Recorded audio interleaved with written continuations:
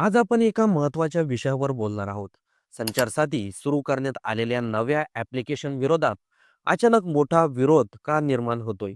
सरकार म्हणतंय, हे ॲप संप्रेषण व्यवस्था सुधारवण्यासाठी, निर्णय प्रक्रियेला वेग देण्यासाठी आणि सामान्य जनतेला अधिक सुविधा देण्यासाठी आणलं गेलंय. पण या ॲपभोवती निर्माण झालेलं वातावरण मात्र अगदी वेगळं चित्र दाखवत आहे. पहिली गोष्ट म्हणजे जेव्हा एखादं ॲप सरकारी पातळीवर सुरू होते, तेव्हा लोकांचा एक नैसर्गिक प्रश्न असतो, या ॲपच्या मागचं उद्दिष्ट नेमकं काय? विशेषतः जेव्हा ॲपमध्ये माहिती संकलन, लोकेशन ट्रॅकिंग, कॉल लॉग्स, कामकाजाचं निरीक्षण किंवा संवादावर नजर ठेवण्याची क्षमता असते, तेव्हा लोकांच्या मनात संशय निर्माण होतो. अलीकडच्या काळात गोपनीयता, डाटा सिक्युरिटी आणि सिव्हिलन्स या विषयावर सतत चर्चा सुरू असते. त्यामुळे सरकारी ॲपवर अविश्वास ही गोष्ट सहज निर्माण होते. याच गोष्टीमुळे अनेक कर्मचारी संघटना, सामाजिक गट आणि काही राजकीय पक्ष आधीपासूनच सतर्क झाले आहेत. त्यांचं म्हणणं आहे, हे ॲप सुविधा देण्यासाठी नसून नियंत्रण ठेवण्यासाठी आणला जातोय. अधिकारी असोत, कर्मचाऱ्यांची संघटना असो किंवा विविध विभागातील फील्ड स्टॉप, त्यांना वाटायला लागलंय की या ॲपच्या नावाखाली त्यांच्या हालचाली, त्यांच्या गाठीभेटी, त्यांचा दैनंदिन कामकाज सतत ट्रॅक केलं जाणार आहे. शिवाय भविष्यात याच माध्यमातून त्यांच्यावर दबाव आणण्याचा, शिस्तभंगाच्या नोटिसा देण्याचा किंवा बदली निर्णय वेगात घेण्याचा मोकळा मार्ग होईल, अशी ही भीती व्यक्त केली जाते. दुसरी मोठी समस्या म्हणजे ॲपची अंमलबजावणी ज्या पद्धतीनं करण्यात आली, त्यांच्यावरही जोरदार टीका होते. नियोजनाआधी कोणतीही सविस्तर माहिती देण्यात आली नाही.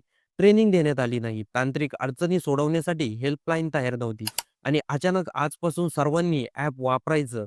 यामुळे अनेकांना वाटलं हे एखादं सुविधाजन्य साधन नसून हुकुमशाही पद्धतीनं लादलेलं ॲप आहे. तिसरा मुद्दा म्हणजे डाटा कुठे जातोय? कोणाच्या सर्व्हरवर साठवला जातोय? त्याला कोण प्रवेश करणार? या प्रश्नांनी कोणतंही स्पष्ट उत्तर नसल्यामुळे विरोध आणखी वाढला. नागरिकांचं, सरकारी कर्मचाऱ्यांचं आणि अधिकारी वर्गांचं वैयक्तिक माहितीचं संरक्षण सरकार देऊ शकलं नाही. तर अशा ॲपवर अविश्वास ठेवणं कठीण आहे.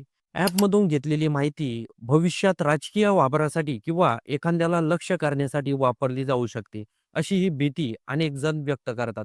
आणखी एक महत्त्वाचा मुद्दा म्हणजे तांत्रिक अडचणी. लोक त्रास झाले आहेत. ॲप क्रश होणे, लोकेशन चुकीचं पकडणे, नेटवर्क नसल्यामुळे काम न करणे, सतत मोबाईल चालू ठेवण्याची गरज, या सर्व गोष्टींमुळे फील्डवर काम करणाऱ्या कर्मचाऱ्यांना प्रचंड अडचणींना सामोरं जावं लागते. वरून ॲपने दाखवलेल्या चुका प्रत्यक्षात कर्मचाऱ्यांनी केल्या आहेत, अशा गैरसमज निर्माण होऊन त्यांच्यावर कारवाई होण्याची भीती वाढली आहे. यामध्ये राजकीय कोणही प्रबळ आहे. विरोधी पक्ष म्हणतंय सरकार प्रशासनावर अवघड नियंत्रण आणतंय आणि नागरिकांच्या माहितीचा राजकीय हेतूसाठी गैरवापर होऊ शकतो. तर सरकार म्हणतंय हे सर्व विरोध हे फक्त अफवांवर आधारित असून काम पारदर्शक करण्यासाठी ॲप गरजेचं आहे. पण सामान्य लोकांना, कर्मचारी वर्गाला आणि मधल्या स्तरावरील अधिकाऱ्यांना अजूनही या संपूर्ण प्रक्रियेबद्दल स्पष्टता मिळालेली नाही.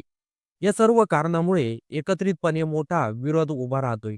गोपनीयता, सर्व्हेलन्सची भीती, तांत्रिक अडचण, अचानक अंमलबजावणी, डाटांच्या सुरक्षतेबद्दल स्पष्टता आणि कामावर वाढत चाललेला नियंत्रण. परिणामी लोकांचा विश्वास कमी होत आहे आणि विरोध वाढत चाललाय. अखेर संचारसाठी ॲप चांगल्या उद्देशाने आणला असेल, पण समजावून सांगण्याची पद्धत चुकली आणि लोकांच्या गोपनीयतेची भीती वाढली. इथूनच विरोधाची सुरुवात झाली. लोक म्हणतायत की सुविधा द्या, पण स्वतंत्र हिरवून घेऊ नका. संवाद द्या, पण नियंत्रण नाही. तर या संपूर्ण ॲपच्या प्रक्रियेबद्दल आपलं काही मत असेल तर ते कमेंट बॉक्समध्ये नक्की नोंदवा. आणि खरंच हे ॲप आपल्याला पुढे जाऊन धोकादायक असू शकतं का? हे देखील कमेंट बॉक्समध्ये नक्की सांगा. आणि व्हिडिओ आवडला असेल तर सर्वात आधी चॅनलला सबस्क्राईब नक्की करून जा.